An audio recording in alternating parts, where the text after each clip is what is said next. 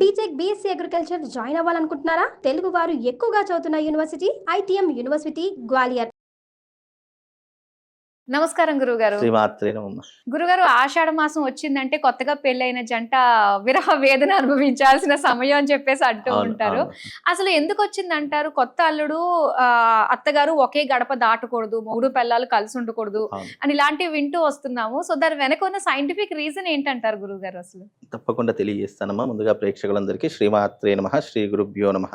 సర్వమంగళ మాంగళ్యే శివే సర్వార్థ సార్థకే శరణ్యే త్రయంబకే దేవి నారాయణీ నమోస్తుతే. అయితే ఈ ఆచారాలు, వ్యవహారాదులు ఇవన్నీ కూడా పూర్వపు పద్ధతులను అనుసరించి ఆచరణలో పెట్టినటువంటి సాంప్రదాయాలు మన యొక్క సనాతన ధర్మంలో ఉన్నటువంటి సాంప్రదాయాలు. ఇవన్నీ కూడా పూర్వ పద్ధతి చెప్తాను, ఎందుకు పెట్టారు అన్నదానికి ఒక నిర్వచనం చెప్తాను.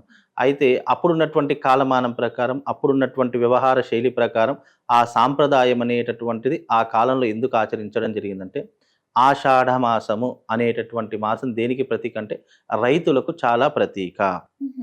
ఈ రైతులకు పూర్వకాలంలో ఇలా సాఫ్ట్వేర్ ఇంజనీర్లు కానివ్వండి, ఇలా బిజినెస్ చేసేవాళ్ళు కానీ, వ్యాపారం చేసే చాలా తక్కువ శాతం అప్పట్లో ఉన్నటువంటి వ్యక్తులు మొత్తం వ్యవసాయదారులే ఎక్కువగా ఉండేటటువంటి, అంటే 90% వ్యవసాయదారులు ఉండేవారు, 10% వ్యాపారస్తులు ఉండేవాళ్ళు.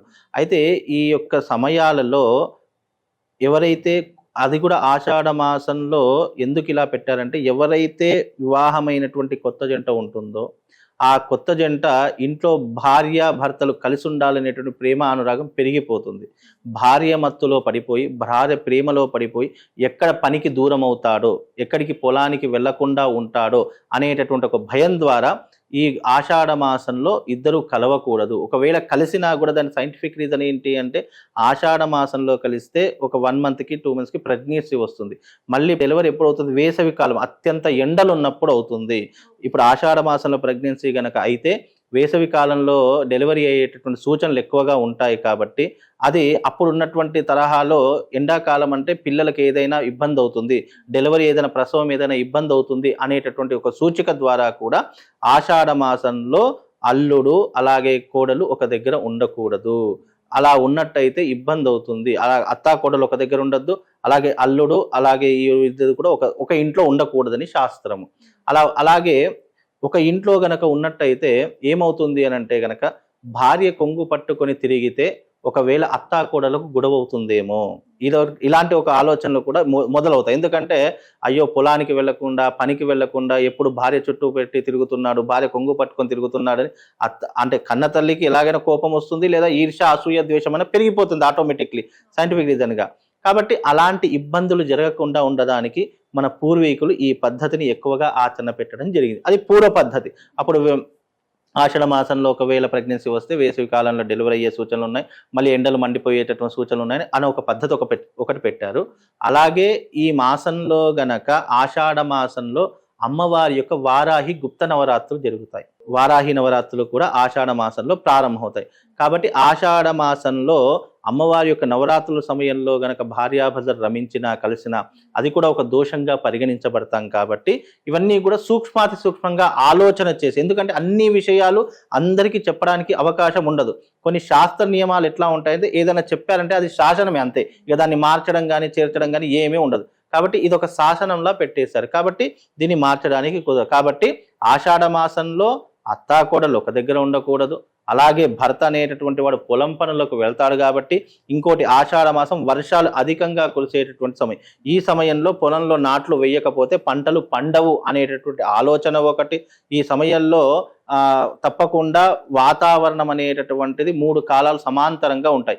ఎండ సమాంతరంగా ఉంటుంది, వర్షం సమాంతరంగా ఉంటుంది, చల్లదనం కూడా సమాంతరంగా ఉంటుంది. మీరు వాతావరణాన్ని ఎప్పుడైనా గమనిస్తే అది ఒక్క కాలమే ఎందుకు ఉంటుంది? ఇది నాట్లు వేసే సమయం కాబట్టి, పొలానికి వెళ్ళేటటువంటి సమయం కాబట్టి, రైతులు పంటలు వేసుకోవడానికి అవకాశం ఉన్నటువంటి మాసం కాబట్టి, ఈ మాసం దాటితే మళ్ళీ వర్షాకాలం, పూర్తిగా వర్షాకాలం మారిపోతుంది.